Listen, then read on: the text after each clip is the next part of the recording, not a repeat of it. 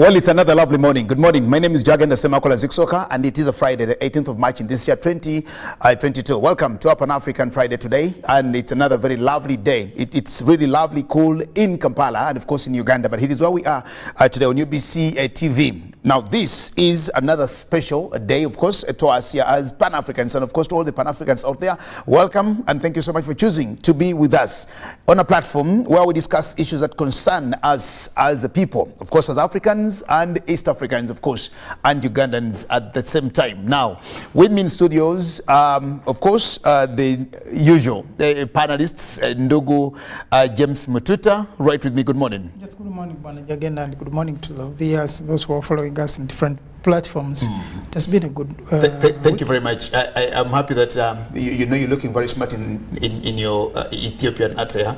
So I'm sure that Ambassador Alem at the Ethiopian embassy must be enjoying her breakfast this morning. Of course, and many other people who are following us. Of course, we have many. Sometimes you find people say, "Oh, I follow up your program," and you say, "Tell us where we go wrong," and then we can do the correction. No, so far so good. At least they have thank you very much. People who are following us. I have colleagues at the State House up here who are keenly and Catholically following us, and they also Catholically. Yes, Catholically, yes, please. Okay. And well, English is when I keep planning every day. Karibu, Ndugu Rugarama. Asante. Good morning to you, comrades, wherever you're watching us from, and good morning to my fellow panelists here. It is always a pleasure appearing here every Friday and sharing my ideas with the rest of the population. Okay, very important and very good. Ndugu Akol, smart as well. Karibu. Yes, asante. Morning, dear viewers. It is a pleasure being here on Friday as really we discuss key issues affecting or perhaps that are trending on the continent. Yeah. Okay, very important. Now, we also expect to have a guest today because conversation is centered on women and African development. Now, we'll talk about women and African development. We failed to get a woman on time to actually be in studios here. The person that was supposed to have sent us an apology very late, and we couldn't find a substitute. But our main discussant today, all coming from South Africa, we will have Dr. Bathile Olive Adelamini. She is she's the leader of the African National Congress Women's League. She is the ANC Women's League leader. She is supposed to join us, and of course a member of the ANC Executive Committee. I just want to know whether Olive Adelamini, you are with us. I just want to see you. If you are there, then of course you will come in and join the conversation. Now, gentlemen, before we get into our conversation, we'll talk about women and African development. The role of women, of course, women. The month of March is presumed or designated as a women's month, I could say. Today, it's I think called World Sleep Day. World Sleep Day. We should be sleeping, but today is World Sleep Day. Anyway, 1 year later, President Dr. John Pombe Joseph Magufuli Hayati now died yesterday, 1 year ago. I'll start with you. 1 year. Tanzania without John Pombe Magufuli, and of course the coming in of Mama Samia Hassan Suluhu. She will also make 1 year in office tomorrow. She took oath of office on the 19th of March last year. So tomorrow will be Mama Samia Hassan's first year as president of the United Republic of Tanzania. Your Tanzania with Mama Samia Suluhu and without John Pombe Magufuli. Well, I think Dr. John Pombe Magufuli set the stage for emancipation, for actually the apex, the climax of the emancipation of women in Tanzania. Yeah, because for the first time it was during his time that Tanzania had a woman vice president. Yeah, so those are some of the things that we also we look at. But of course, as a region and as Pan-Africans, we really miss him, because of his Pan-African stand on most of the issues. Yeah, because whatever he was doing, you see that he was following in the footsteps of the likes of Nyerere. And some looked at him as a conservative. But you see, we cannot open up everything just like that. Yes, we must always be very slow, because or else we end up washing our and getting to he was a president really who never went to Europe.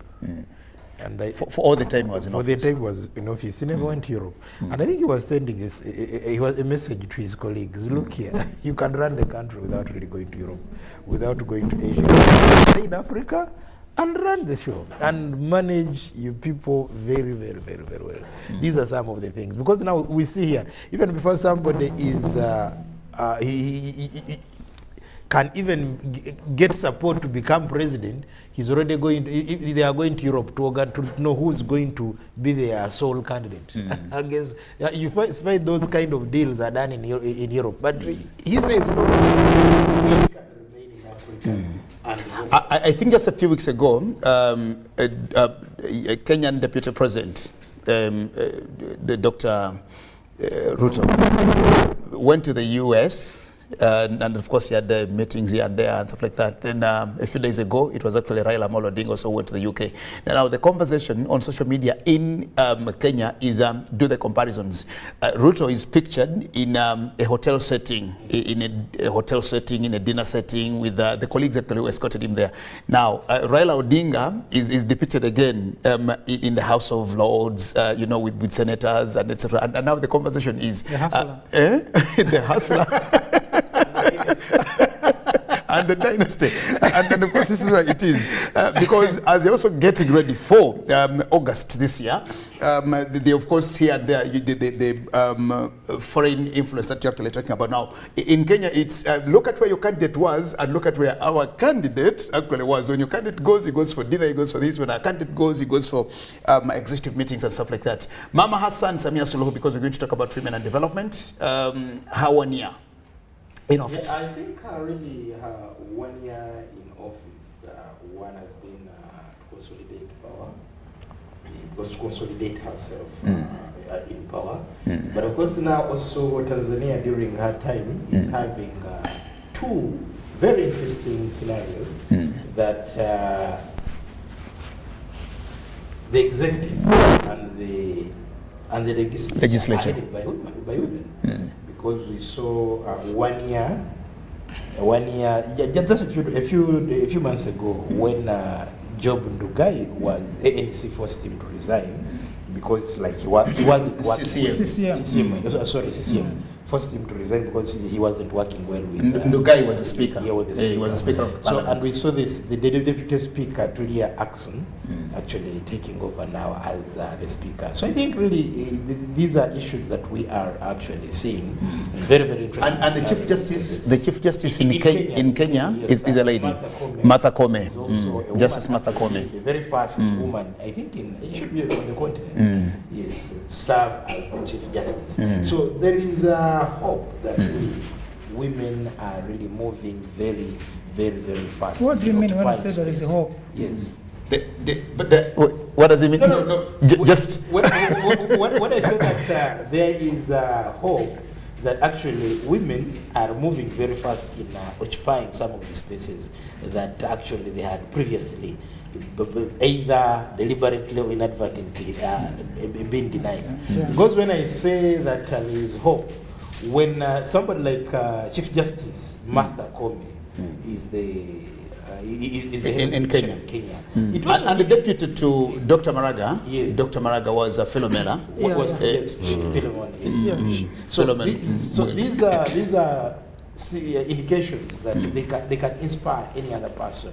Because you remember when the woman's place was the kitchen, and where women or ladies were supposed to go to school to study to become teachers, even teachers of lower classes.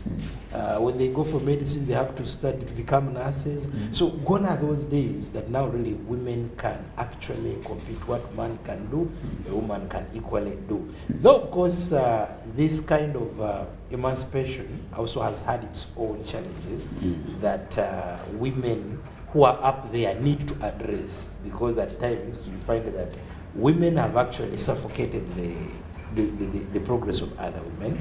Like in South Africa, and you find that in South Africa, they had a very, very serious candidate in the name of Dr. Nkosazana Dlamini-Zuma, who was at the AU. Who was at the AU.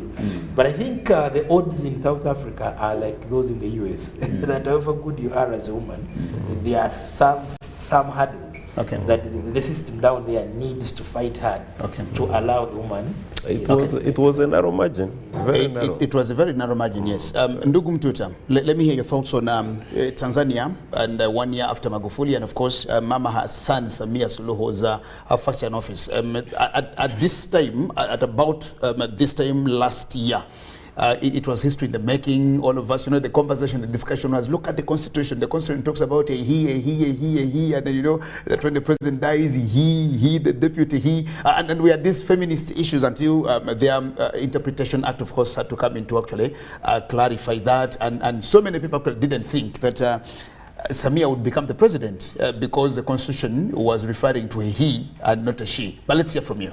But I think it's also true that by the time the Constitution was drawn, it was not in the minds of many people that there will be... The framers of the Constitution. Yes, that there will be a female president. A female president. Exactly. So that is why the narrative still maintained the he. But over time, of course, now the Constitution has been edited, and we have the he's and the she's and all those are catered form. So, but 1 year later, I find that the lady president has really proved many people wrong, because people knew that maybe Tanzania is going to be chaotic with a woman, and in fact, to the extent that you remember, there was this thinking that maybe there was a mistake, that the Constitution should be amended, that the vice president will be an acting president for such a short time, that we have an election and then we can have a president. And even within the CCM, there were also those voices who think that, who thought they actually made a mistake to have allowed the Constitution to remain the way it was. But from the time she took office, a lot has happened. One of the things that happened, and which of course was one of her greatest strength, is that she was able to sit down with the opposition. And when you saw that picture of... recently when Tundu Lissu came in, and of course the release of Freeman Mbowe. Exactly. Also. That is a very strong statement. And we are here and we discuss and say this woman shouldn't be underrated. You will not be surprised that she finds herself on the vote, on the ballot next time. And should she do that, she will beat them. Now, so you see her consolidating power, but also trying to bring the opposition on board, that they can sit and discuss. This was something that would have never happened during Magufuli's time, because one of the contention, the issues that were of controversy was that Tundu Lissu believed, and many other opposition leaders, that they were being persecuted. And when he was attacked, to him, he believed that that was the state machinery that brought him the troubles. And he pointed directly at the president by that time. So when this lady takes over, a lot has happened, a lot of calm within the structures. Of course, there was that issue of pushing, and many people also believed that she's the one who pushed the speaker out of office because there was of this disagreement of how government was being run. But I think it was also the thinking of the CCM that there was no need for that acrimony and the disagreement within the state, and it was agreed that at least let the speaker step aside. But of course, trust CCM, it is not like some of the parties, the administrative systems elsewhere in Africa. They will definitely follow up their cadre and place him wherever he will be. We have now in the executive a lady. We have in the parliament is now the speaker is a lady. So there's a lot of calm within the politics of Tanzania. And remember, by the time Dr. Magufuli was there were a number of issues. That high-handedness, I think that has gone down, but still his legacy has lived on. Okay. And I have seen this lady implement most of the programs as well, as suggested during the Magufuli time. Well, thank you so much. And I think my producer is trying to find Dlamini Olive from South Africa. She's supposed to join us. She's the woman leader for the ANC Women's League from South Africa and the ANC party. She's a member of the National Executive Committee. And we will find out when she gets through. I trust she will join us because we talk about women and African development. But just before we get into that, we all know it is 1 year after Dr. John Pombe Joseph Magufuli of the United Republic of Tanzania, and also 1 year tomorrow of Mama Samia Hassan Suluhu in office. Not so many people thought she would actually hold fort up to it is. And Ndugu Rugarama, I want to hear from you. Looking at the events that have been unfolding in Tanzania with Mama Samia Hassan as the president at the helm, first woman president for Tanzania, and what we've seen happening, Tundu Lissu coming back into the country, the release of Freeman Mbowe, there's this space, the media space where we now see as SCT was Alendo, the Zito Kabwes of this world, all everywhere praising and doing all the things. Mama Samia Hassan Suluhu, 1 year later, and of course focusing, looking into the future with her and Tanzania. To start with, there is, in many respects, how Tanzania has radiated and given a learning example to the rest of Africa, and East Africa in particular. It is very sad, up to now, the Pan-African fraternity has never gotten out of the shock that we experienced upon the death of Comrade Dr. Pombe Magufuli. Dr. Pombe Magufuli, in many respects, and that's why I say Africa is never short of comrades, cadres, promoters of peace, development, because he spent 1 year and 1 term and 1 year in... No, he actually didn't make a year. Because was did he finish a year no, in the second term? In the second term. He was voted for in October, and he died in March. There you go. So the point I'm making October is 29th until March 19, March 17. It is even not true, like we have been accused by the conceptual West, that the African leaders have a tendency of perpetuating their dictatorial rule for so long, and that's what makes our governance such a huge problem. Dr. Pombe Magufuli spent, you can say, 5 years and maybe some months in the leadership. His impact is written all over Tanzania. Since it is not the subject of discussion today, suffice for me to just leave it at that. But I want to say that in the same way, we had the likes of Samora Machel. We had the likes of Osejefo, Dr. Kwame Nkrumah. We had the likes of Patrice Emery Lumumba. The little time they spent, even Nelson Mandela, of course I have heard in the Pan-African ranks arguments about Nelson Mandela, but that's for another day. I don't want to go there. I also have my own reservations. His contribution is well known, and we were not expecting a cent in him. He's a human being. Now, we lost Pombe Magufuli, but we didn't lose Chama cha Mapinduzi. We didn't lose Tanzania as a people and as a country. We are glad that the lady, because I remember having an interview about the chances of Suluhu as the incoming president on NBS. And this is what I said, that given the structure of CCM, the fact that she has already been accepted, the complaints that have always been registered against African leadership and constitution, the constitutional democracy on the African continent cannot be doubted when we look at the way, especially in particular, the Tanzanian case has been handled. And there are many other cases on the African continent that we can give.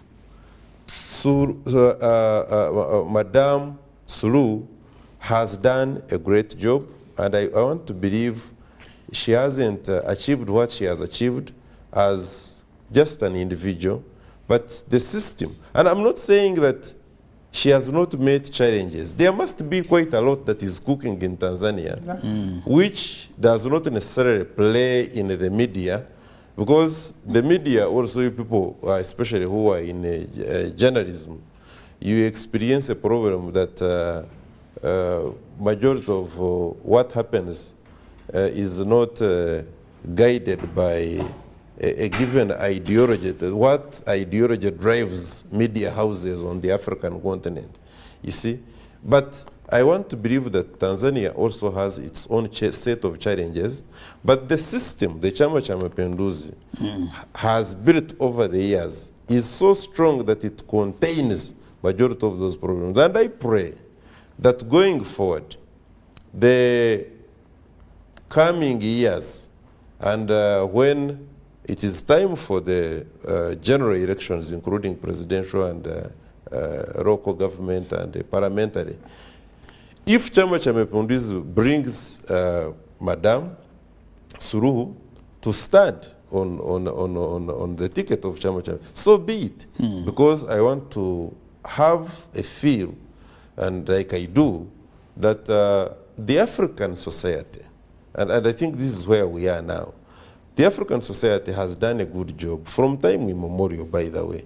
What we have been accused by the Western countries, we do segregate against, so they say, against women. I have difficulty believing that. For instance, in the African society, generally speaking, by the way, there was no such a thing as divorce. This divorce is a Western thing.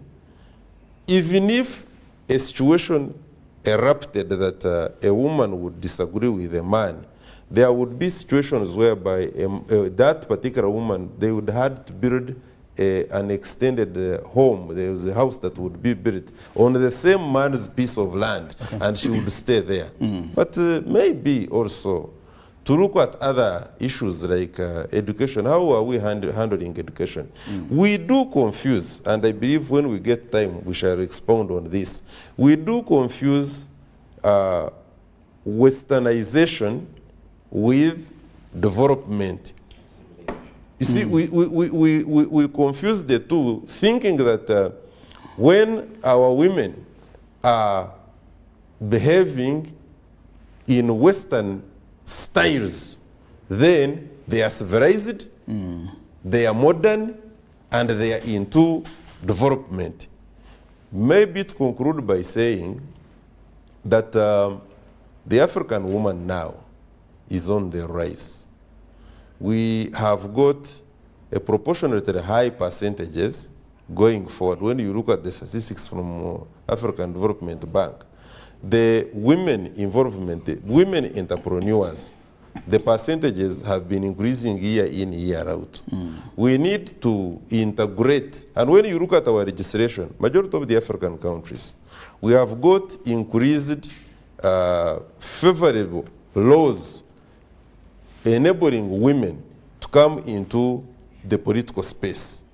Also, we have got a number of legislations that have enabled women to benefit in the economic spaces. So at the end of the day, you find that Africa, without necessarily being told through the manipulations of the non-government organizations, which are mainly Western-oriented, has had from time immemorial. You look at the Asante, the Asante Hene, the Omana Hene, the entire kingdom of the present day Ghana, and the role of women. Look at Uganda kingdom. look at the role of women. Wherever you go, historically, on the African continent, a woman was given specific roles. What is damaging us now, and like a man was having his specific roles, what is damaging our development trajectory, what is damaging our relationship with women is the Western media, but most importantly, the feminism that is at a different plane, and the thinking, therefore, that a woman must compete with a man. If we can identify our areas as we have always known them in the past, we emphasize them, I can assure you, we would be doing a lot of cooperation for development rather than competing for underdevelopment. Okay, well, that's very good. Thank you so much, Ndugu Rugarama. And of course, it is where we are. I just got a message here from Tanzania, and somebody sent me a message to say in Tanga, Dar es Salaam, Dodoma, I think, we're actually watching you in Tanga, in Dodoma, in Arusha, and in Dar es Salaam. And he's one of those watching the program from Dar es Salaam, Comrade Ndugu Mukasa Andrew. He's in Tanzania watching and saying thank you so much.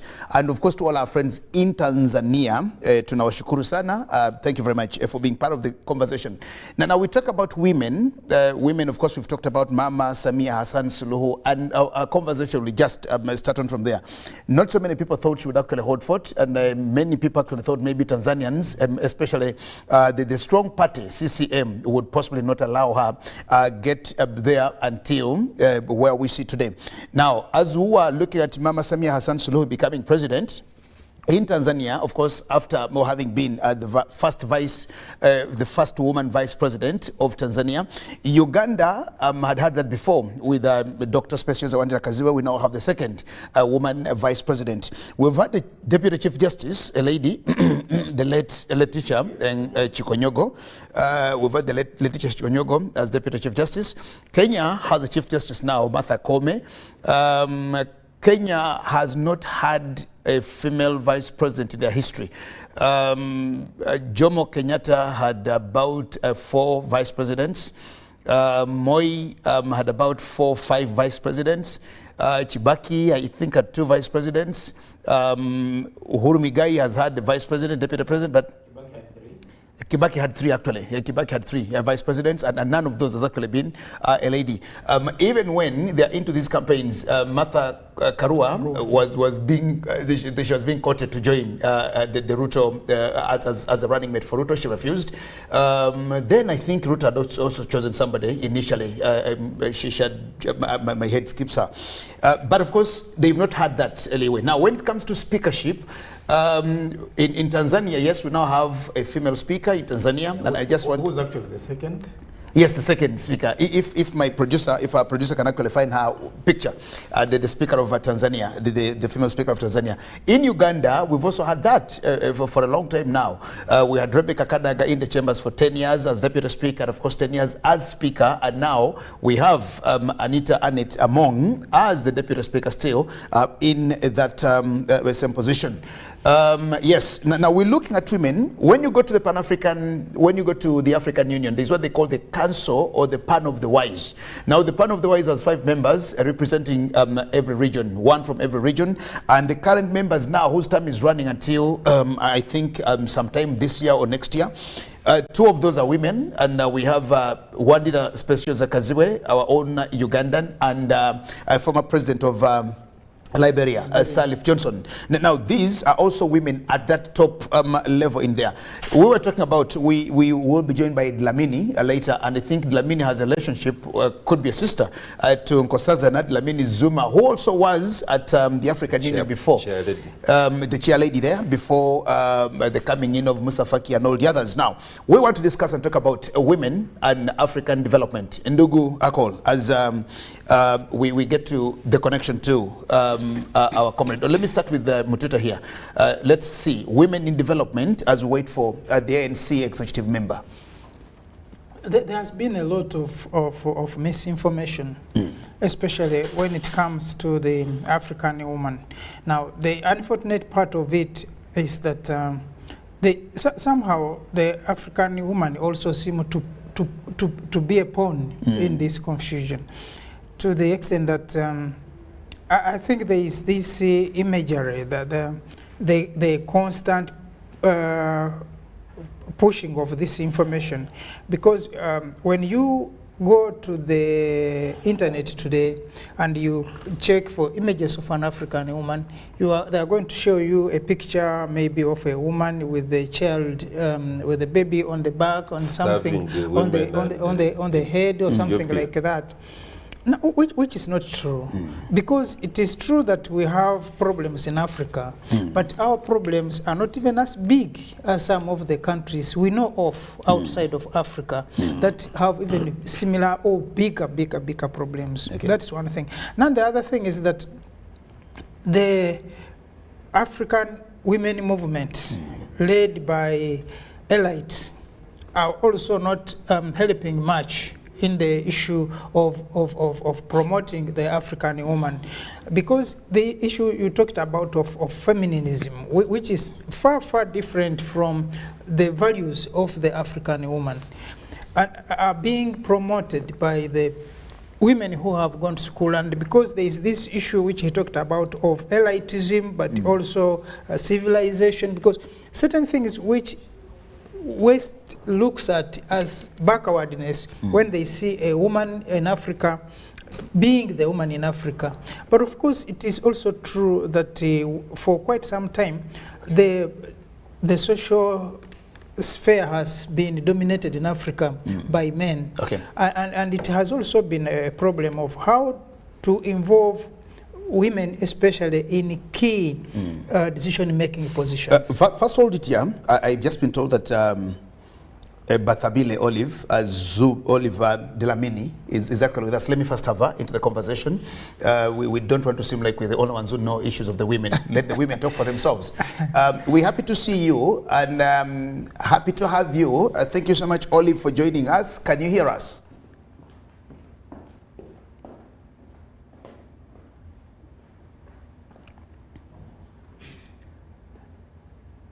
Is your audio on? And is your audio on or muted? We can't hear you. We don't. It's on. Okay, but I need to see how to. I need to find. It's on. Very good. Yeah, we can now hear you. Good morning. And how is South Africa this morning? South Africa is fine. Let me thank you for inviting us and also greet your viewers. Okay, well, thank you very much. You are Bile Olive Dlamini, and you are the leader of the African National Congress Women's League and member of the ANC Executive Committee. Is that so? Yes, it is so.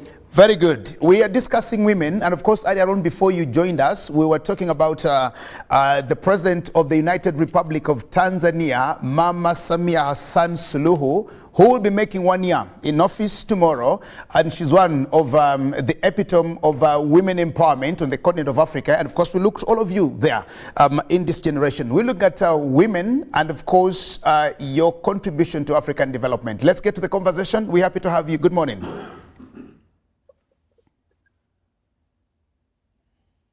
Good morning. We would like to congratulate the President of Tanzania. And secondly, would like to say that there are many women in Africa that have assumed positions of leadership, and wherever they are, without the support of the women's movement and feminist men and women, more particularly those that lead governments, we won't be able to move forward, because most of our societies are still patriarchal. And so African, actually worldwide, patriarchy is a structural challenge that needs to be rooted out through policies, commitments, but also implementation. And you have to plan a proper, mobilize the society around the issues of women's development. It's not a one woman's show. It's the whole society coming together and ensuring that women move up of the ladder of a political and socio-economic development. Okay, thank you very much. And of course, you just brought out something very crucial here of the patriarchal setting that we've always had. It's been a limitation to Africa. Now, when you look at Tanzania, for example, when you look at Tanzania, the country, the executive head of the country is a woman, and the head of the legislature is also a woman. You back in South Africa, also narrowly, you missed an opportunity of having a woman president. Maybe she would have been the first woman president. In Liberia, we had a woman president there, Salif Johnson, and I think she was the first woman president on the continent of Africa. And of course, the history is there. Do you look at the setting today? Of course, culture is with us, tradition is with us, and the patriarchal setting still abides or still embeds us. Do you think we're doing enough to strike the balance, and isn't it worrying to the men that we now see you, Olive, and others taking key positions and of course wanting to get to the top of affairs? Let me talk, for instance, about South Africa. Very good. Where you had colonization, dismantling the system that was going through evolution, and men's power was taken, and men had to grab women's power. And at all times, they want to fight women together with men, with white men. And therefore, it's not also easy to separate racism from sexism. But that does not mean that you cannot fight them at the same time. One other thing that happened when we fought for liberation, there was more focus on broader liberation. And also, when we came into power, the system itself was not changed.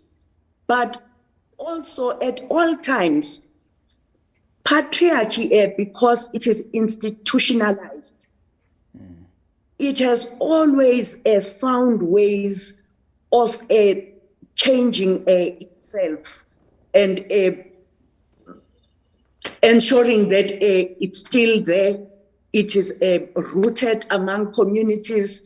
And so that is why it's going to be important for us to deal with the issues of decolonization, at the same time, more particularly for up and coming younger generations, and at the same time try and ensure that women or the things we do become inclusive.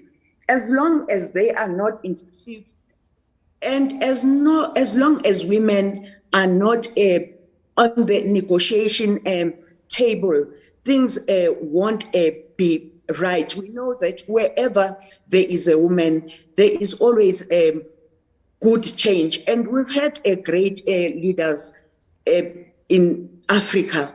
You also have Mama Gertrude Mongela, who was the president of the Beijing conference, and she made good changes. You have Mama Nkosazana Dlamini Zuma, who was the chairperson of the AU. She also made good changes and even came up with Agenda 2063. The ANC Women's League is a member of the Pan-African Women's Organization. And through her effort, we are now a part of the institutions that power that the AU is working with. So it's not going to be small steps. It is a marathon. that needs all of us to put our energies and try and ensure that there is a real change, not what has been happening. The Secretary General of the UN, when just before COVID, in his statement of the CSW, he said, gender equality is on the pushback. And he made a call to all gender activists and feminists to try and push back the pushback. Push back the pushback. Because I've said that patriarchy, those that did biology know something that is called amoeba. Patriarchy changes shape at all times, so that it is always there, and so that we also, as women, do not think at times when decisions are taken that they are going to affect women negatively. Okay, well, I think you've made very important issues here, and of course, citing the time when Mama Nkosazana Dlamini Zuma was at the AU. In 2013, she actually launched the Africa Dream 2063 that we talk about today. But when we talk about gender equality, we also talk about affirmative action. And so I will talk for my country, Uganda, where I am. The affirmative action position, or the affirmative action concept, has been well nurtured. That away from the vice president, away from the deputy speaker, we've had the deputy chief justice, we've had the speaker of parliament, who are all female. We also have quite a number of ministers, up to about 40% female ministers, and in key service positions, where you know that once you have a woman in there, things will go on. Do we still, even up to this age, do we still have to push for women empowerment, as though the women are not yet empowered, or we think we've reached somewhere where that empowerment actually now gives us the desired gender equality? There are important elements here.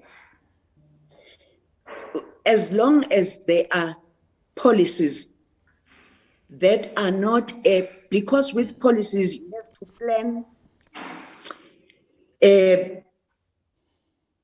implement, monitor, and evaluate. But also you have to take into consideration that women are more in Africa. And that therefore it's very important to consider that you can't leave out the biggest population out of development.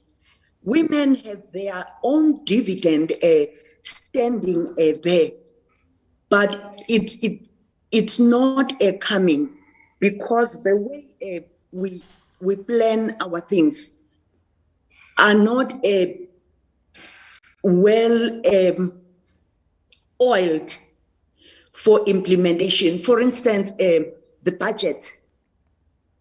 How do countries deal with the issues of the budget? Because it's important. In other countries, we have women's ministries. And what's the budget of those ministries? One other issue that I think we are all focused on, and I don't really believe in it, that it is women that have to be developed and empowered. Actually, women together with men have to be developed, because men, most of them do not understand the issues of gender equality. Let me just cite one example. When the ANC became the government of the day, we went to parliament. And if it was not for Comrade Ronnie Casrells, we would not have had the 30% that we had fought for and no one wanted to listen. And it took just one comrade to stand up and say, no, but there must be 30% women in parliament. Let's lead the charge as the ANC. Now, you need people that understand gender equality in leadership positions, that are going to work with women that occupy those positions to work very hard. I mean, Dr. Phumzile Mlambo-Ngcuka, I think her work went on very well, because as the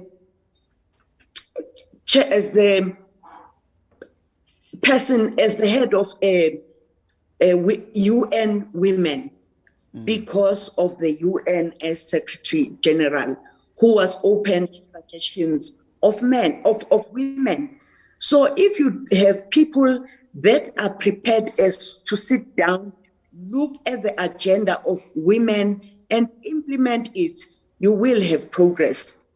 But if you have people that just say we have a particular number, but also there is no accountability, because accountability is very important.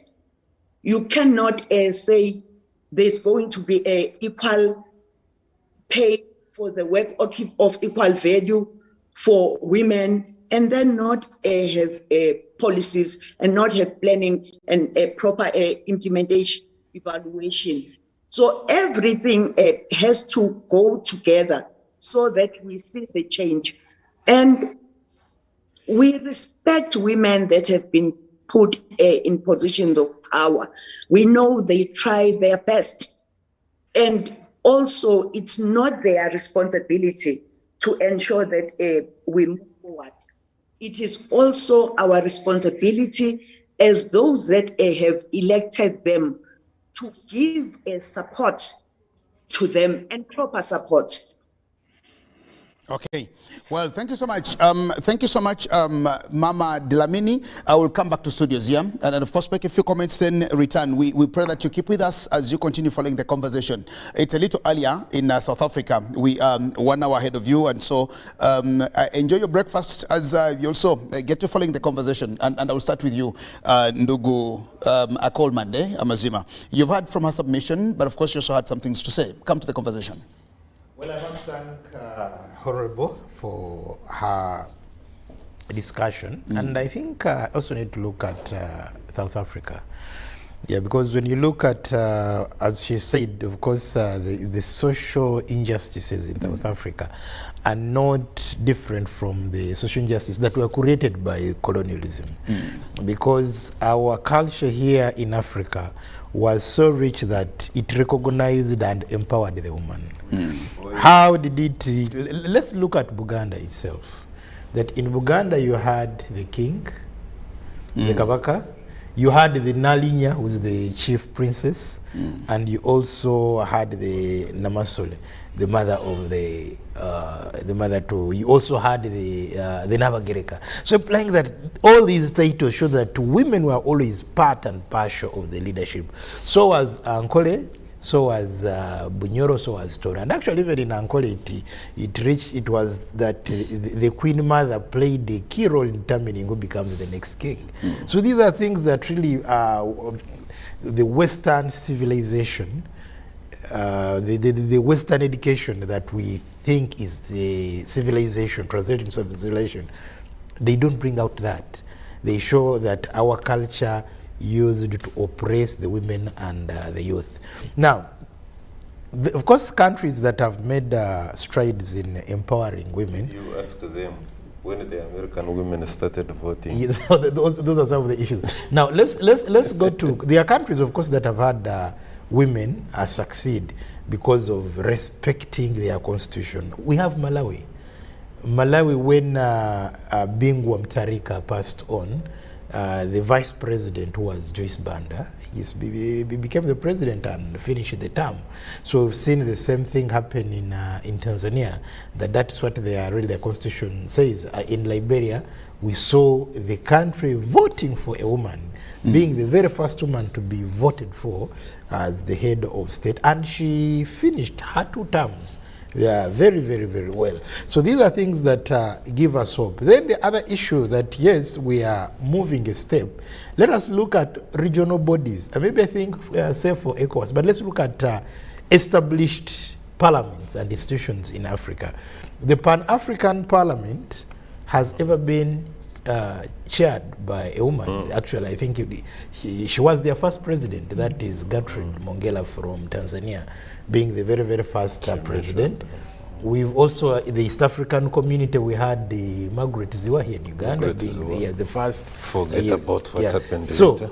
These are indications that even regional bodies are actually embracing the leadership of women, and they feel that really women can actually play a role. Now, when we get into our competitive politics, I think almost all the countries we've had democracy grow, we've seen women offering themselves even to the highest offices. It started with Kenya when we had the likes of the late Professor Wangari Maathai, with the governor now of Kitui, Charity Ngilo. Yes, they were the first East Africans, actually, ladies, so that look here, we can compete for national leadership. Then, of course, it came to Uganda, where we had Mama Mirio Karobot in 2006, being the first woman actually to contest for that high office. It also went to Tanzania, and now it has spread everywhere. We see that at every election, there is a woman saying yes in all these countries, saying, I'm coming to compete for the top office. So that is something that, now also on the side of academia, yes, we've actually seen so many women professors, researchers who have written very nice articles in journals. They've come up with a research that has translated into policy, that has translated into laws. So these are issues that we should basically look at. Then lastly, when you look at on the judicial side, we've had our own Bensouda from Gambia. Yes, at the ICC. At the ICC. So yes, all these are indications that our women are flying the world.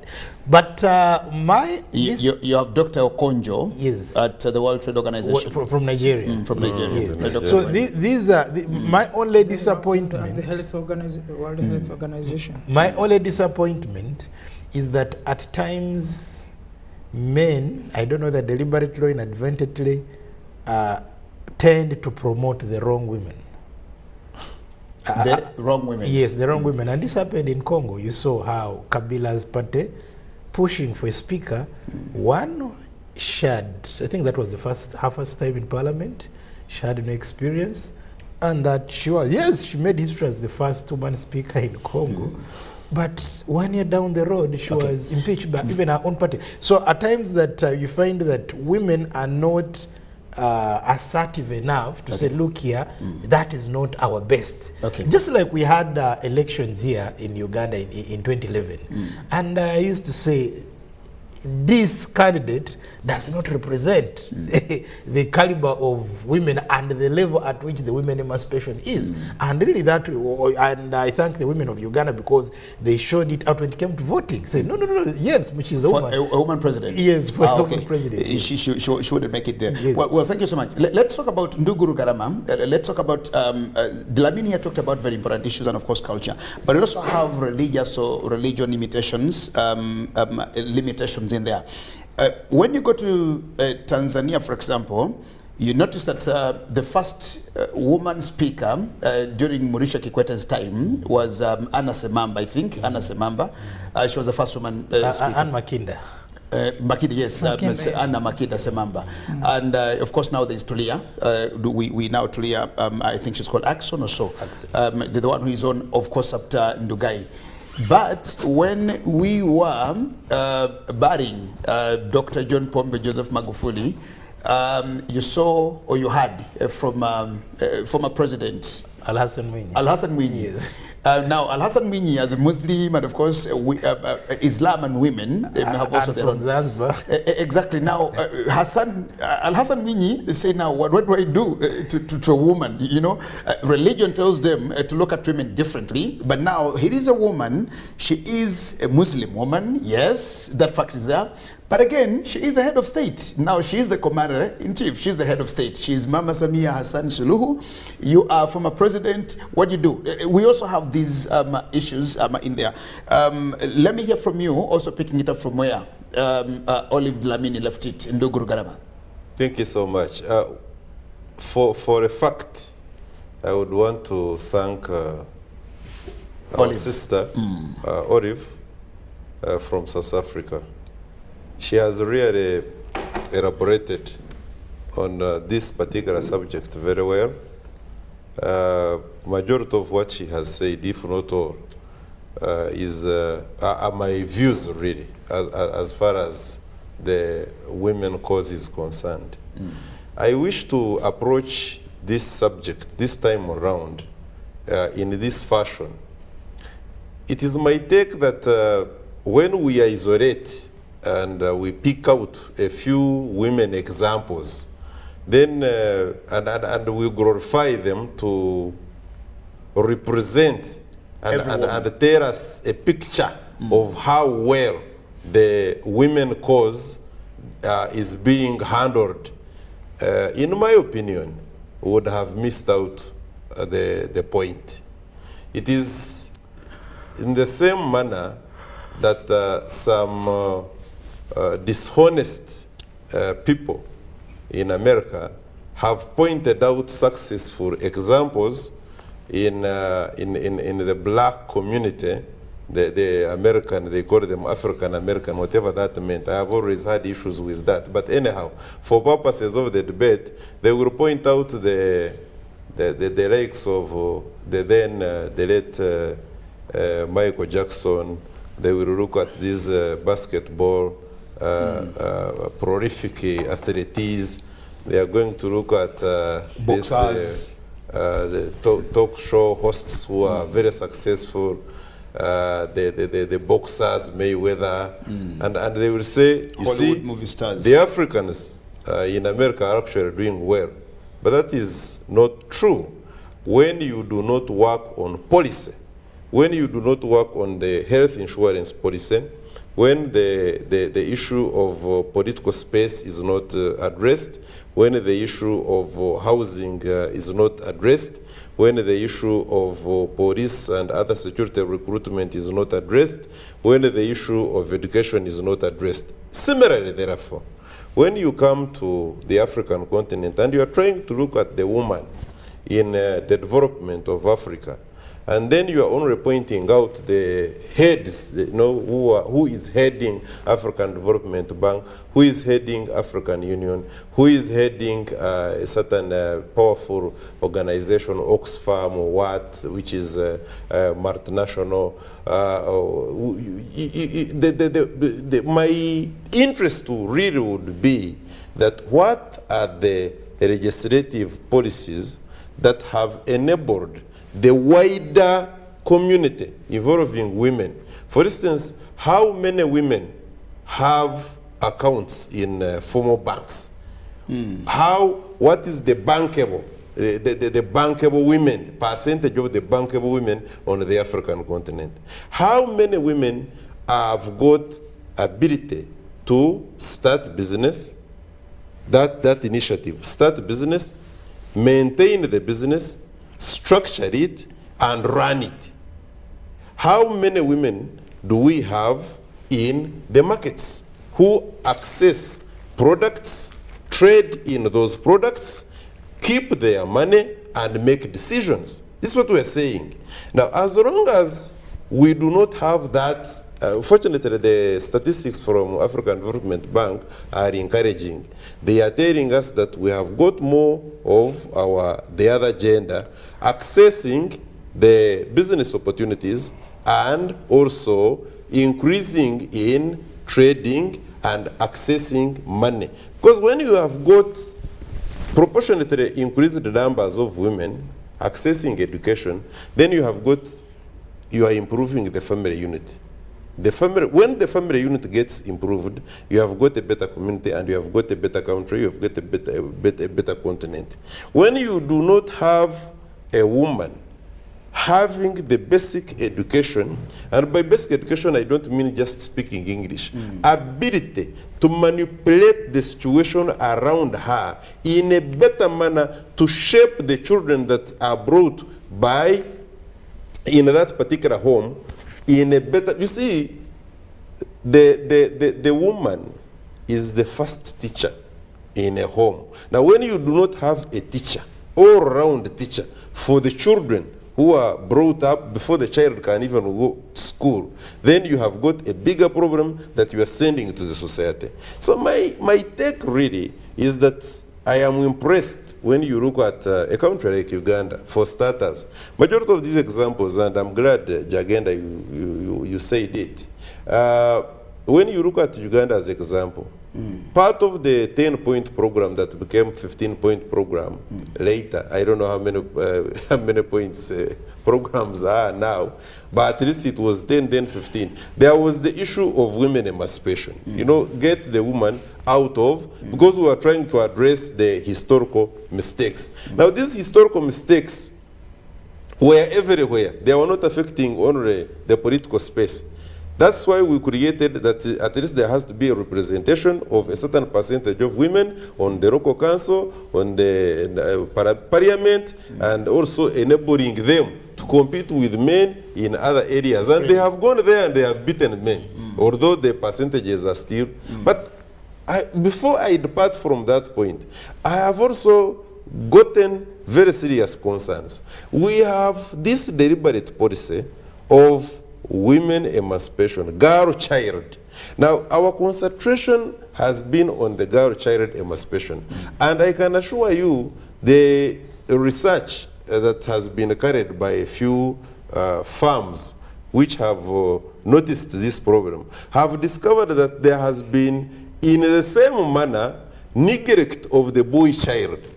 Now, you get the girl child that has been emancipated, quote unquote emancipated, and she is living in the same world with a non-emancipated boy child, simply because our concentration has been on the girl child. Then we are also going to get a problem. Dwarfing the boys now. We have got to do something, and which something is this: that there has got to be a multi-forked approach to the issue of emancipating or involving the women in development, where the woman cooperates with the man. And I think that is what our sister Olivia also talked about. I agree. The moment you get cooperation, other than competition, you will have a better approach to development and a better way of involving every stakeholder, woman and man. Okay. Hold it there. Ndugu Mtuta, are the men scared? Are the men worried about women emancipation? Are we worried about the women coming onto the fore as they are now? She talked about it, about balancing. You are thinking of emancipation of the woman, but also you need to look at the man so that they can move together. Now, there is a problem. I think there's a disconnect. I have had issues with that here, especially in Uganda, for example. Just we're talking about there is the common saying of a center yechikazi. Then the kameza. Now, can we have, and that's partly why most men are talking about the scare of men. Most men in Uganda, for example, and I'm sure it is even elsewhere, get scared when their women, when their wives join politics. because it has been an area of contention that when women leave husbands' home and they join politics, there is a problem. We have seen a number of families break out of that. It means, like he put it, that you have empowered the woman, but you have left the man. So if these people are not going to sit and reason together, there is that problem. But also, she talked about the patriarchal structures. And for me, I wouldn't have a problem with that, with the patriarchism in Africa. The only problem is that patriarchy as a practice also need to be looked at in context of both gender. That we can, because in Africa we have had women who have led societies in Africa. We have had women who have played very big roles in the society in Africa. And those structures had provided for the specific roles for women, that a woman in the society does that and does that. And if a man was ever found in those roles, then that was a problem. In fact, the extent that you will be forced to pay for doing a role which was meant for women. Now, what has brought us where we are is the type of education that he talked about, the Western type of education. That when we go to these schools, we are being taught other things that are outside of what our existence was. Because yes, and that defeats education. If Mtuta, you may just allow this information. You see, what is education? We must define education. Professor Ezekwe defines education as the training of the mind and the body to enable an individual to have the ability to manipulate the surrounding, to solve the problems around that particular individual. I do not have to run the Western kind of European way of education for me to be able to solve my problems. He talked about women as the teachers of the homes, of the families.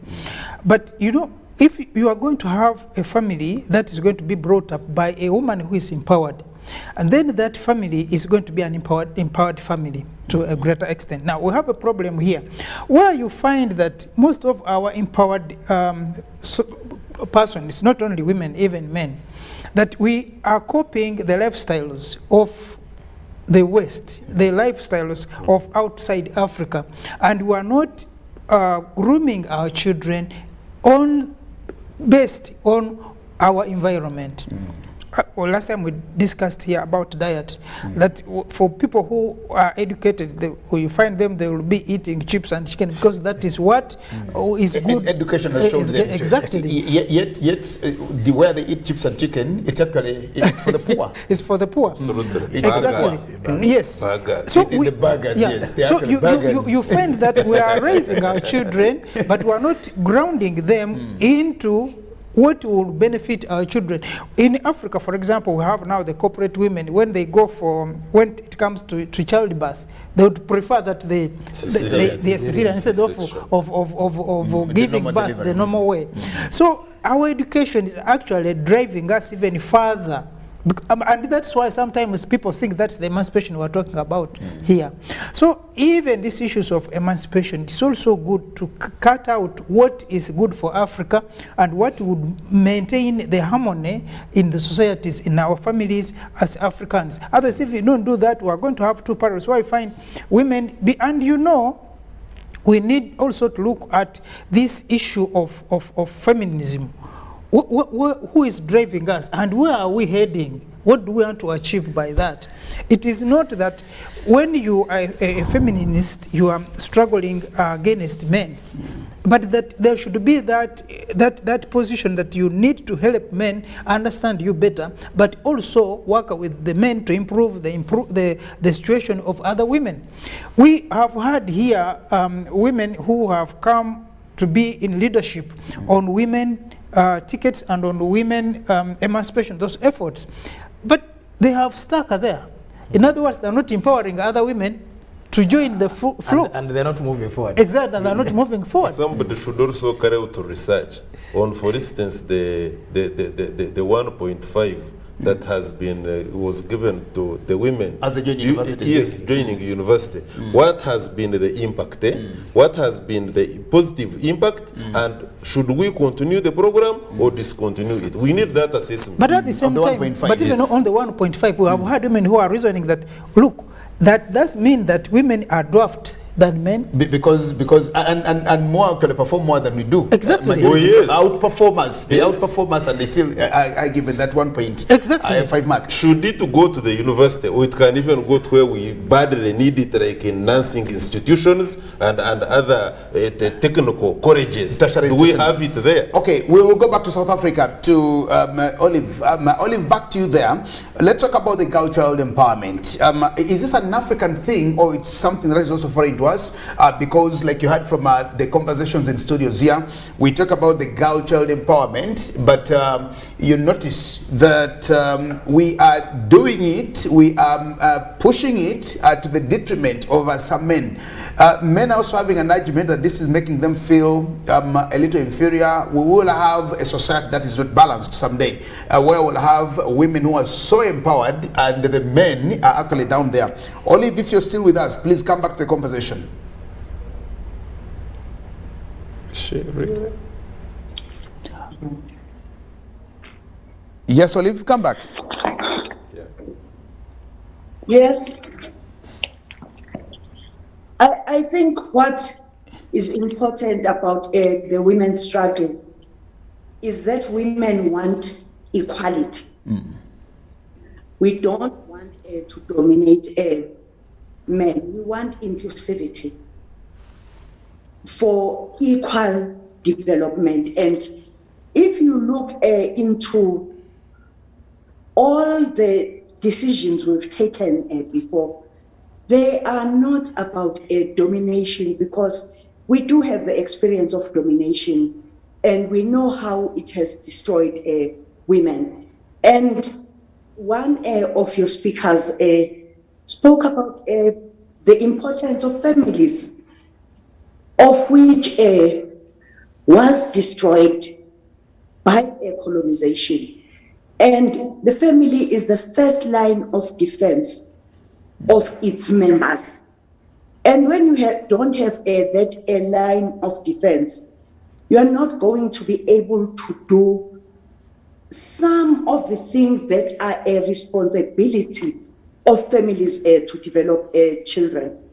For instance, children have to be taught to respect, to share, to go to school, go to work, and many things you learn at home.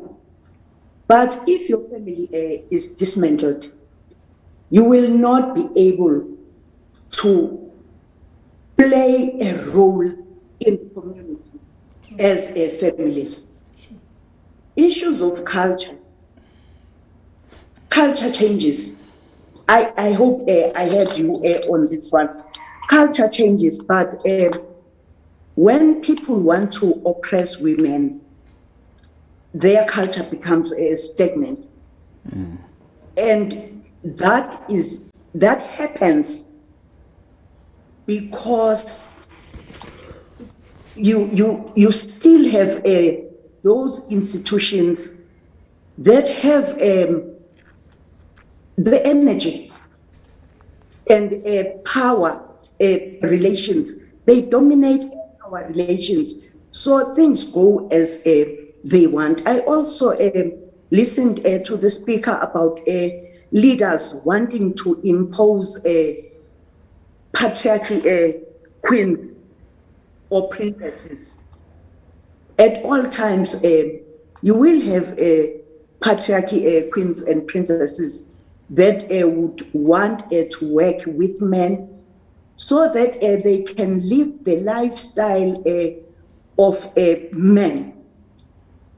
And so the whole thing ends up being about self-aggrandizement and no longer about the emancipation of women.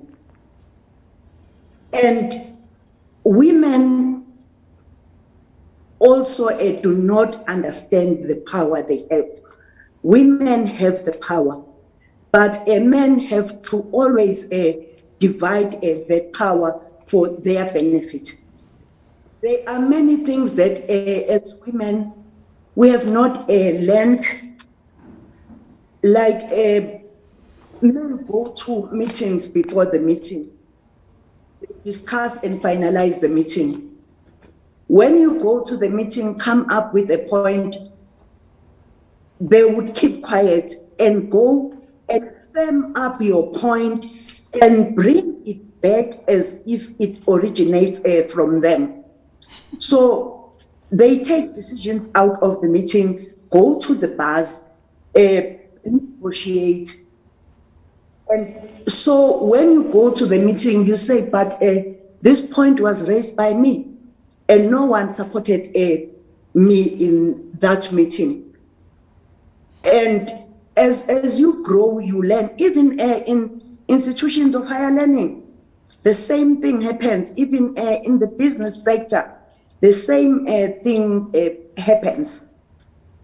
And if we could walk on the footsteps of women that have been there before us, because they understood our role clearly, and they fought very hard for what we have. The first Secretary General of PAO, Martin Sisse, she played a very important role, but behind the establishment of PAO, there was Julius Nyerere in the power of women and ensured that he was part of the formation of the Pan-African Women's Organization before OAU, which is now the AU. Mm. And also, it's going to be important for us to be strategic.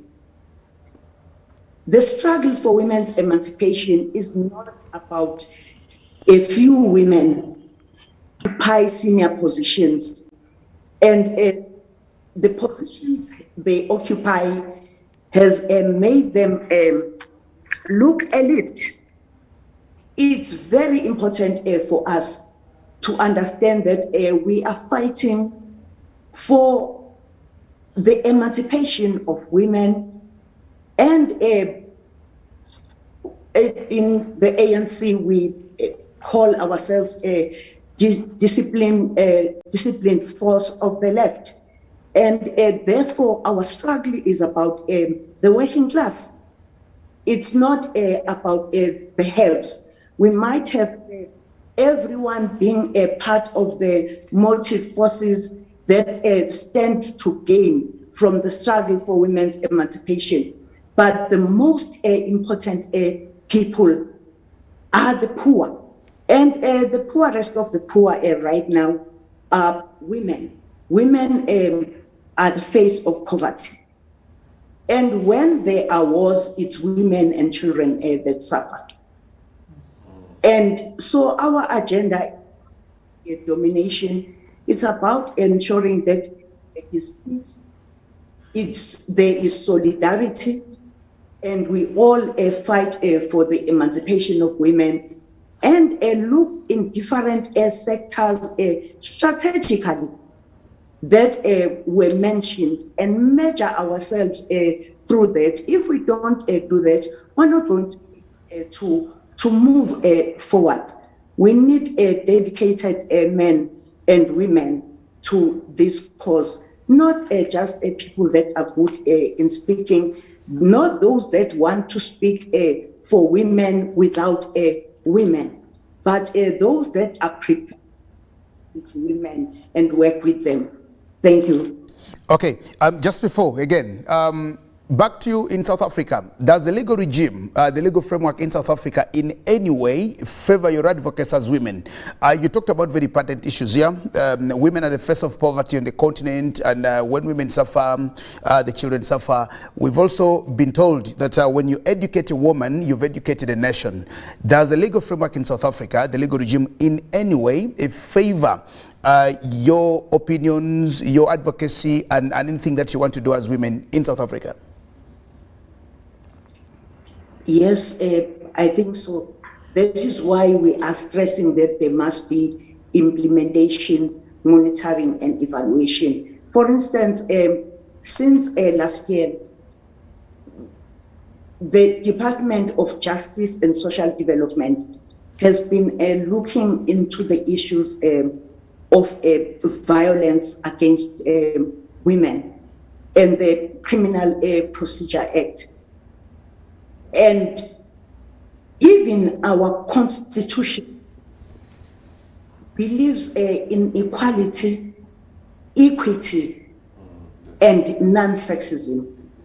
So the ground has been prepared. But what is important is implementation. And the very same people that are supposed to be implementing the legislation are the very same people that are part of the bigger scheme of patriarchy. So without putting proper measurements and performance indicators, we're going to talk about countries having laid the basis but not move forward.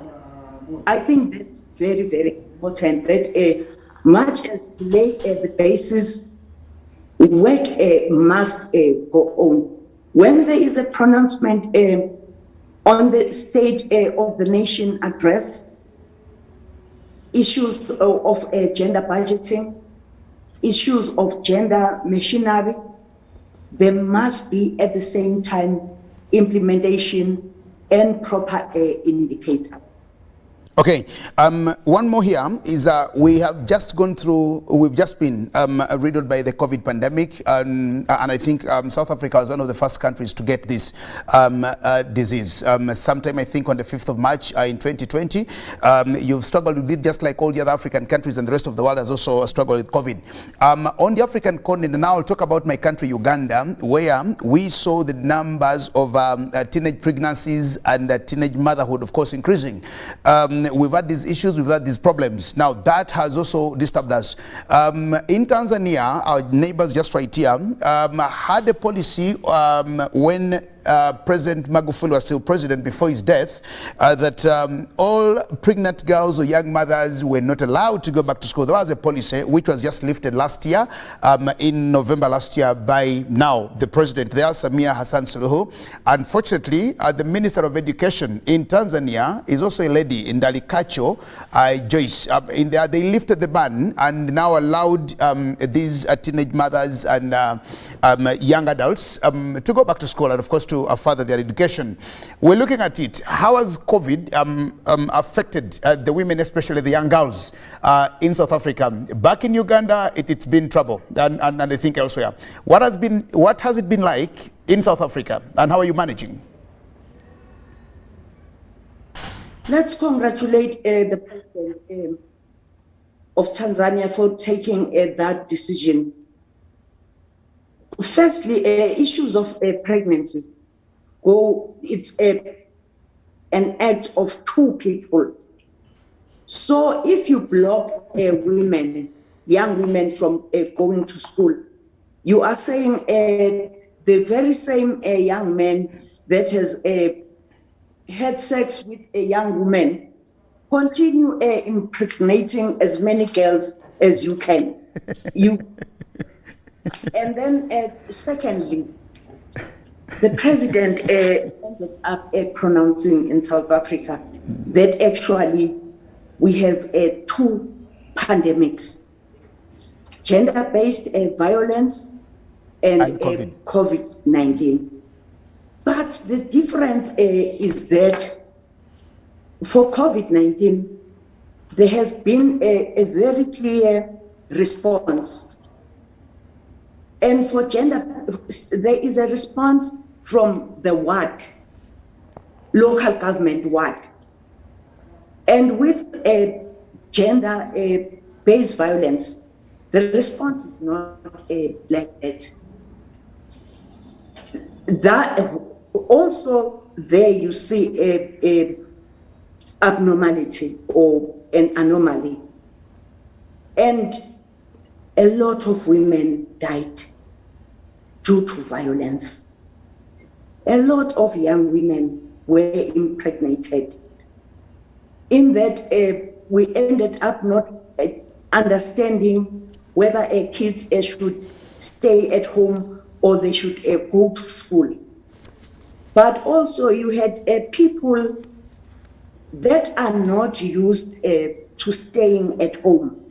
Staying at home, because men go home, we realize that actually for some of them, their homes are boarding houses. They knock off from work, go to the bar or go to friends, go and then go home to eat and sleep. And then they found it difficult. I personally received many calls of women that we had to try and assist, that were abused physically by their partners, because maybe there was no longer space for emotional abuse, because they have to stay together with women at home. And also you have also cases of incest, and that this has been happening. And actually what we've also done as the ANC Women's League, in preparation for our conference and the policy conference of the ANC, we're focusing on issues of the youth unemployment. We're focusing on the issues of education, that the education system must change and address the real issues in communities and interventions. We are looking at the issues of general gender-based violence, and teaching young men that young women have minds like them. No one borrows them minds in the morning and take brains in the evening. They also have brains. We are also looking in the issue of alcohol and drug abuse. The levels are too high, and we really feel that this is going to destroy our nation. Much as we enjoy our freedom, there is a lot that has been open to black people that they did not know anything about, and there are areas that have to be sharpened for us to respond squarely on them. Issues of crime, the safety of women, those are the issues. Just the status of women. We have to look into the status of women and see how we deal with issues, and be very, very practical, and understand that liberation won't be total without the total emancipation of working class poor women. Okay, hold it there. We have about 15 minutes, Olive. Let's share a couple of minutes here. We'll just come back to you to hear your final comments and say good morning or bye to the show. Let's share the next about 9 minutes amongst ourselves. Just 2 or 3 minutes. Let me hear from you conclusively. What do you think we need to do as African men in as far as women and African development is concerned? Are we doing the right things? Have we done enough? Should we stop there, or let's just keep the foot? Well, I think we need to mainstream the role of women in the development of society and the continent. We also need to have the laws very, very, very clear. Why I say the law is very, very clear.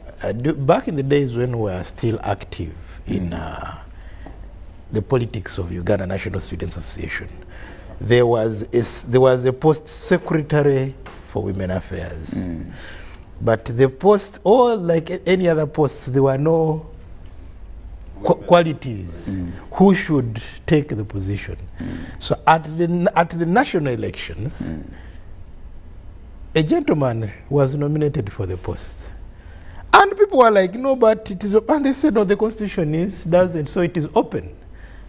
And to the shock of everyone, the gentleman defeated the ladies. And now the ladies were saying, look here, you have left us out. She said, then the constitution has to be changed so that it is clear.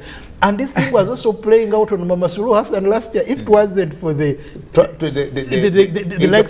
interpretation. No, even the likes of former President Kikwete and Hassan saying, no, look here, to prevail that we've had a precedent that the vice president, you get it? Yeah. Yes, if it wasn't for the two really coming out, it was also playing against the women. So let us have laws very, very, very clear that support women to play a crucial role in society. Okay. Well, thank you so much. And Ndugu Mtuta, we trying to conclude this in about 3 minutes. And, I think, like he put it, let it be institutionalized so that it is not, because like today you hear many women, especially in Uganda, say, we thank President Museveni for helping us get out of the kitchen, which is okay, and that they are now able to do things that they couldn't do in the past. But now what happens if it is only Museveni who is helping them and Museveni is not there? What happens? So institutionalizing some of these laws helps to maintain the momentum. But also I think it is the women should also come out to be role models who will be aspirations to the other women, the younger women especially, because even today sometimes you see of women who have been in some of these positions and you can't even associate them with the movement, with the momentum, with the aspirations of some of the women on the continent of Africa. But as we wind up, I also wish to get a personal experience for people who have listened to the ANC chairperson of the Women League in her background, because I'm sure, unless I'm wrong, she's the sister to Dlamini Zuma, who was at the African Union. It means they are an empowered family. So want to have their experience as they were growing up in the family. How were they supported to come to where that family is today? Okay, well, I think that's very important. Thank you so much, Ndugu Mtuta. To you, Comrade Rugarama. Let me state the following facts. The imbalances in society are inherent in man. The discrimination against women, unfortunate as it is historical. It is not a thing of the African society. Actually, the African society dealt much better with the issue of how a man relates to a woman as far as development is concerned than a majority of the societies. In Asia, for instance, in India in particular, a woman, a girl who survives death at birth, because being born a woman in India, chances of you being terminated in the infancy or at before birth are high. Therefore, you thank God and thank the parents for making sure that you have not died.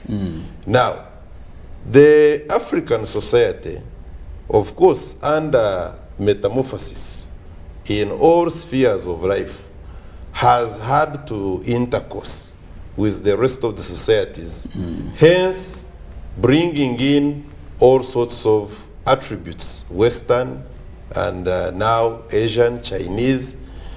We have undergone a certain process that we must identify what we should continue with and what we should discontinue in order for us to be better, to have a comprehensive development trajectory that is not going to be impeached at a given time T as we move. What we therefore need to do as we bring and debate these women in development on the African continent is to have the branding of homegrown approach to development. We infuse the other aspects of development rather than looking at the other aspects of development from Europe, for instance, and America as the model upon which we must base our own development. That's how we are going to get the whole matrix wrong, and we end up getting stuck as we move on the infusion of women who are actually a critical mass, that if we managed to train and harness their potential, we would have the African continent at a different level altogether, as has been projected in the medium and long term by the African Development Bank. I thank you so much, gentlemen. Let me go to Olive Dlamini. Finally, from South Africa, your closing remarks, Sister Dlamini there. Your final conclusive remarks on our conversation this morning in just the next 2 minutes before we get out of studios. Welcome.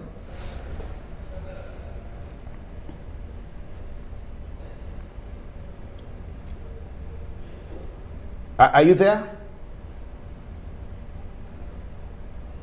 Oh, okay. Well,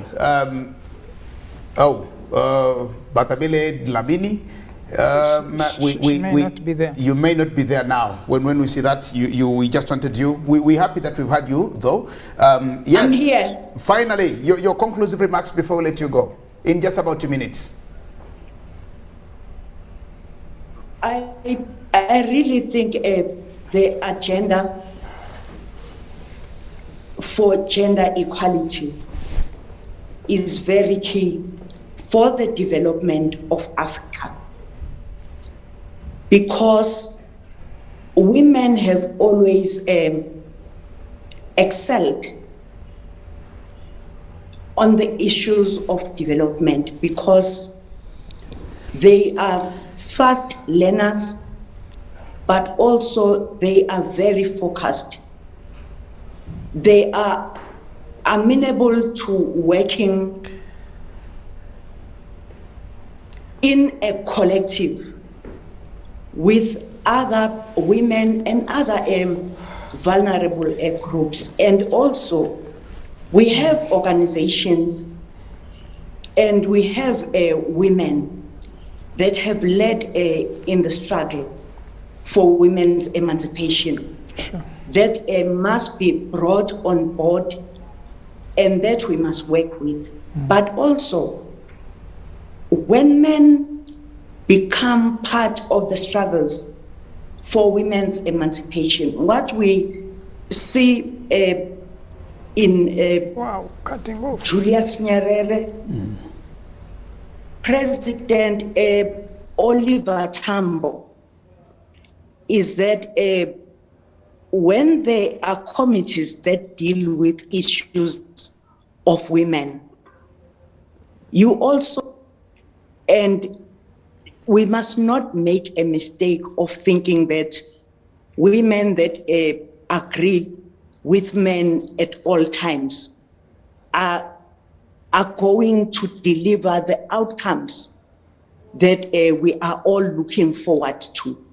But also the unity of women. Women are not homogeneous, but there are areas where there can be a single platform of action where women will speak in one voice. It's very important for women themselves to unite and ensure that we take our struggles forward. Thank you very much. Thank you indeed. Thank you very much. And we want to thank you for being part of our program here. Honorable Bathabile, Olive Dlamini, the leader of the African National Congress, Women's League, and also a member of the ANC Executive Committee. Thank you for having allowed to join us for over 1.5 hours. You've done us very good. We appreciate your conversation, we appreciate your opinions, and we appreciate every bit of the conversation that you've added onto our program here on UBC TV, the public national broadcaster in Uganda. Thank you very much. Very good. Thank you very, very much. And of course, we'll stop the conversation here. But once again, we thank you, gentlemen. Thank you, Kolmandia Mazima. Thank you so much, Ndugu, and Ndugu Rugarama, the chairperson, Pan-African Movement Uganda chapter. Thank you so much, Ndugu James Mtuta. And of course, to whoever we've done this with. Finally, to just wish Mama Samia Hassan Suluhu. Let's just have her video there when she was swearing in. Mama Samia Hassan Suluhu. We want to wish her all the best because it was at such a time when we were conversing and of course asking our questions, all asking ourselves how we're going to see. But of course there she is, Mama Samia Hassan Suluhu. We just got a message here to say she is actually in Chato now. She's going to Chato from friends at TBC in Tanzania. They've said no, we are in Chato with Mama Samia Hassan Suluhu. That's where she's going. Of course tomorrow will be 1 year for her. Mama Samia Hassan Suluhu, hongera. And of course, to all the people of the United Republic of Tanzania and to all of us East Africans, tunasema tu at Africa Mashariki, ni kwetu, ni nyumbani, it's our home. We love you so much and thanking you so much for being part of Good Morning Uganda at the Pan-African Friday today. My name is Jagan Nasemakola Ziksoka. Blessings, good morning and shalom.